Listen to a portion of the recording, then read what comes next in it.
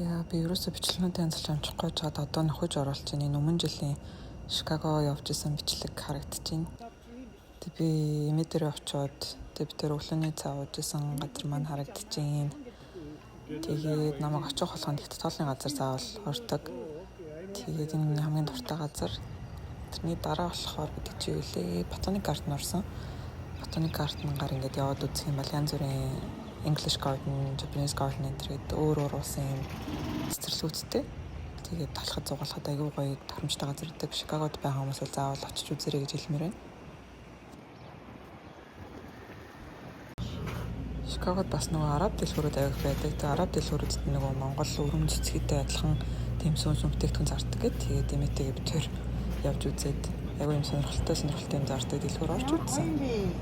Тэгээд эмээ дээр ирсэн учраас маш их уушуур идсэн, бууз ус идсэн, монгол хоол зөндөө идсэн.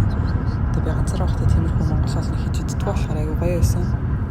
Монголд хахад дандаа манай ээжгээд өгчдөг гэсэн болохоор би ер нь монгол хоол ч өөрөөсөө хийж чаддгүй л тээ. Тэгээд Америкт хугацаанд бас зөндөө олон юм хийж сурсан. Одоо бол хуушур аягуусаа хийдэг болсон. Тэгээд энэ Шикагогийн даунтаун харагдаж байна. Даунтаунд руу ер нь тэр болгоныг явдаггүй. Тэгэхээр зогсоол болтоход аягүй хэцүү. Тэгээд бас аягүй хүний үйл ихтэй бужигсан газар байдаг л та. Тэгтээ барилгууд нь ч юм уу эсвэл яг үзэр үйлчлэгний газрууд нь бол хамаагүй гоё. Тэгээд ер нь миний хувьд бол Нью-Йорктэй харьцуулахад ч юм уу эсвэл том одоо Атланта өөр үеийн Сиэтл ч юм уу бусад хотуудтай харьцуулахад хамаагүй гоё цэвэрхэн дэвэн гүзэмжтэй юм шиг санагдаад идэв. Тэгээд одоо энэ дараагийн амжилтын дээр харагдаж байгаа хэсэг болохоор бидний Chinatown харагдаж байна. Тэгээд Chinatown бас нэлээд том талбай эзэлдэг. Тэгээд энд ирэхээр энэ Вьетнам болны газар байдгийн Joy гэдэг. Тэгээд ийшээ заавал ирээрэй гэж хэлмээр байна. Joy-ийг хайгуу гоё тийм хоошил гардаг. Тэгээд эдний хажуугаар бас янз бүрийн хятад бэкеринүүд байдаг. Нөгөө нэг red bean pasteтэй бүтээгдэхүүнүүд хийдэг. Тэгээд янз бүрийн souvenir gift store бэн за тэгээд янз бүрийн ирээвэр аваад жижиг сажиг юм хямдхан бүтээгдэхүүнүүд зардаг юм жижиг мохлогууд бас зөндөө байдаг. За тэгээд энэ миний төрсөдөр авсан газар харагдаж байна. Энэ 5 сарын бичлэг яваад байгаа юм л да. Би өөрөө бас дууга бичингээ нөхөж үзээд харж байна. Тэгээд энэ Venuti гэдэг ресторан миний төрсөдрийг хийсэн. Тэгээд төрсөдөрт болохоор манай найз ирсэн. За тэгээд манай эмээгийн бас найз нар ирсэн. Тэгээд гэр бүлийн найз нар гэсэн хүмүүс ирээд тэгээд аягүй гоё төрсөдөр тэмдэглэсэн. Тэгээд миний аутфит харагдаж байна. Тэгээд энэ Venuti болохоор тийм Итали хоолны өглөөний цай бранч гаргадаг юм спешиал үйлчлэгтэй газар. Тэгээд төрсөдөрт маань хүмүүс зөндөө олон цэцэг авчираад тэгээд би бас хүмүүсээс янз бүрийн бэлэг аваад аягүй гоё байсан. Тэгээд цэцэг яхаа удахгүй өгчдөг гэсэн яг тухайд авч байгаа мэдрэмж нь аягүй гоё байдаг учраас өгсөн хүмүүстээ тухайд маш их баярлсан. Тэгээд миний төрсөдрийн дараа гэрээрээ Пош хоолны газар орж хоол идсэн байна. Энэ бичлэг ороод байгаа. Энэ би бицад Атлантад ирсэн байна. Pearl Jam-ийн тоглолт үзсэн. State Farm амар болсон. Punk rock ч юм уу амьд хөгжмөрөө сонсдог хүмүүс мэддэг бах. Pearl Jam 2000 оны ихэр аягүй алдартай байсан. Одоо ч бас алдартай хэвээрээ. Тэгээд эдний тоглолтыг үзсэн. Тэгээд эндээс цаашлаад энэ нөгөө янз бүрийн саруудын бичлэг байгаа. Одоо миний нь болохоор Флоридад байдаг. Ийм turquoise water pond ч үгүй лээ дээ. Тийм газар. Тэгээд энд kayaking хийгээд явсан. Аягүй гоё байсан. Тэгээд аягүй гоё цэнгэг устай. Тэгээд байгалийн аршаантай тийм нуур байгаа. Тэгээд эндээс чинь цаашаа юу боллоо. Би энэ Флоридад ирсэн байгаа юм шиг энэ Пенсаколад ирсэн байна. Тэгээд энд байгаа жижиг галерейнуудыг үзээд тэгээд янз бүрийн музей энэ ганцаараа үзээд нэлээ явсан юм шиг байна. Энэ яг нөгөө миний өмнө жилийн зуны амралт юм байна л та. Тийм болохоор Шикаго яваад Флорида яваад нэлээ хөдөлгөөнтэй байсан бичлэг харагдаж байна.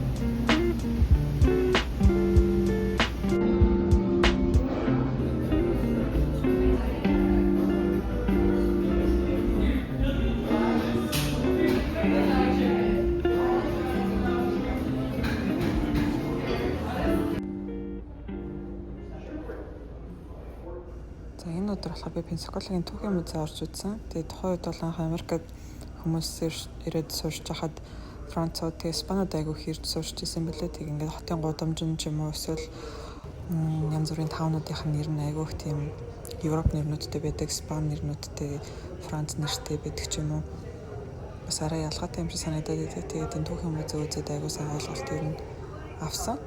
Ер нь бол төлхөө Испаниуд амьдардаг гэсэн. Тэгээд Луизиана руу төхөх тусам ерөнхийдөө илүү тийм Франц урамцгалтай болоод одоо French architecture style-ууд илүү ил харагддаг болт юм лээ л дээ. Тэгээд далаад гарцтай бомб хот учраас ерөнхийдөө загасчлал айгуу сайн хөгжсөн. Тэгээд янз бүрийн усан онгоцтой холбоотой бизнесүүд айгуу их түгээмэл хөгжижсэн юм хот юм байлээ. Тэгээд бүр 1910 20 онд яаж бүтээн байгуулалт хийгдчихсэн гэдэг ийм зураг ургууд нь харагдчихээн. Тэгээд байшингуудаа ч гэсэн ингээд хэл засаал яваад идэм билээ. Ер нь бол бусад Америкийн хотууд ч гэсэн ерөөсөө тэгж нурааж барьдаггүй. Яг гадна талын фасадаа өөрчлөөл аль болох болон тохойг засаад ингээд яг түүхийн өвгээд хадгалаа явчихсан юм билээ.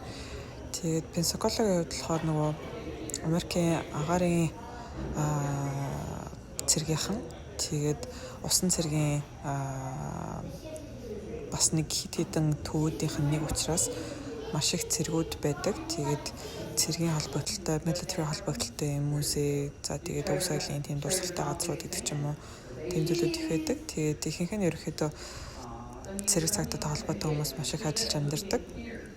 Тэрүүгээр их ялгаатай. Тэгээд энэ Blue Angels болохоор ийм цэргийн байлдааны онгоц байгаа. Тэгээд энэ Blue Angels гэдэг лого ингээд хаасаагүй байж байгаа юм байна. Тэгээд энд бас ингээд түүхийн холбогдлолтой одоо дэлхийн 2 дугаар дайны үед, Вьетнамын дайны үед ажилладаг байсан нэг баарыг ингээд дахиад цэргээ засварлаад энэ музейдээ толилуулсан байсан. Тэгээд тухайд яг нэг ажилтнууд эрчимтэй явагдаж байхад ямар шин бүтээгдэхүүнүүд хийгдчихсэн. Тухайн нөгөө төглөө үйлдвэрлэлийн үзэсгэлэн дээр тавигдчихсан бүтээгдэхүүнүүд гэх юм уу. Тухайн халуудын инновацийн шийдэл мэдлүүд юм шиг байгаа юм. Тэгээд энэ бас янз бүрийн сонин зүйлүүд зөндөө байсан. Light bulb харагдчихээн. За тэгээд typewriter яаж хөгжижсэн. Тэгээд гэрээ утас гар ус яаж хөгжсөн. Тийм зүйлүүд байсан. За тэгээд бас айлуудын доторх хийцүүд яаж өөрчлөгдсөн, эмэгтэйчүүдийн хувцас яаж өөрчлөгдсөн гэдэг аюул сонирхолтой зүйл байсан. За энэ болохоор даунтаунд байдаг пенсны дэлгүүр. Айгуу гоё хуучны ховор пенснууд зардаг. Тэгээд би эндээс Radiohead-ийн пенс авсан байхаа гэж бодож байна. За тэгээд тухайн орон нэг parade болж таарад. Тэгээд тэрийг үзсэн амар сонирхолтой хөгжилтэй байсан. Ямар нэг баяртай бол холбоогүй юм байлээ л дээ.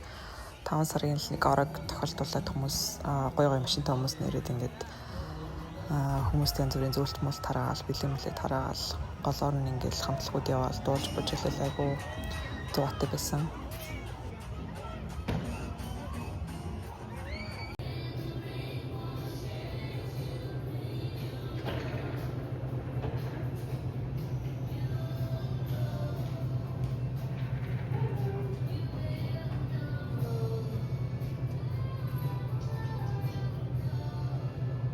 Би Флоридад Орландод ирчлээ. My god. Өнөөдөр Мексикт явж байгаа байсан юм. Тэгсэн чинь юу болсон бэ гэхээр онгоцноос хоцроод анхнаасаа орсон байсан онгоц маань ахиж бүгдэгдээд тэгээд Орландод ирсэн. Тэгээ Орландоогоос Хьюстон яваад Хьюстонээс Мексик орох хэрэгтэйсэн. Тэгээд онгоц маань хойшсон салаад нүнд ирсэн. Орландо